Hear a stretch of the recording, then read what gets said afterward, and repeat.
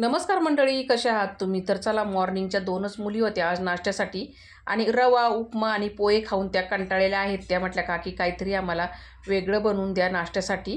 तर चला झटपट बनवूया. तर मंडळी, इथं आहे ना 1 वाटी रवा घेतला आहे जाड मी, त्याच्यामध्ये 1 वाटी दही, 1 वाटी पाणी घातलेलं आहे. मस्त मिक्स करून घेतलं. नंतर त्यामध्ये बारीक चिरून घेतलेली हिरवी मिरची, कांदा, टमॅटो, कोथिंबीर आणि मीठ चवीनुसार 1 चमचा आणि 1 चमचा लाल तिखट घालून मिक्स करून घेतले चांगलं. आता इथं आहे ना मी डोशाचा पॅन घेतलेला आहे, त्याला ब्रशनी तेल लावून घेतलं. हलकंसंच तेल लावायचं आणि त्यावरती बॅटर एक पळी सोडून घेतलं. आता हे हलवत बसायचं नाही आहे जास्त बॅटर, इकडं तिकडं स्लो गॅसवरती दोन्ही साईडनी ना मस्त आलटी पलटी करून हे भाजून घ्यायचं चांगलं एकदम खमंग असं. तसेच मी सर्व करून घेतलेले आहेत. तर मंडळी, हा नाश्ता आहे ना एवढा चवीला एक नंबरच लागतो. तुम्ही अशा पद्धतीने नक्की ट्राय करून बघा. हा तुम्ही दह्याबरोबर चटणीबरोबर पण खाऊ शकता. चला तर मंडळी, हा नाश्ता तुम्ही पण बनवून बघा आणि कमेंट करून सांगा कसा झाला तो. धन्यवाद.